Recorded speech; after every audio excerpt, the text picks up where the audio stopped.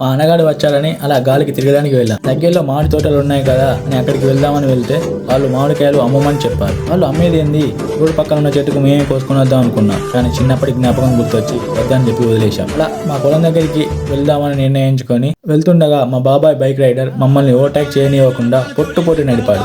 సరే నీవే గెలిచావు అనగా స్లో చేసి మాట్లాడినట్టు చేసి మేము ఓవర్టేక్ చేసి వచ్చాం.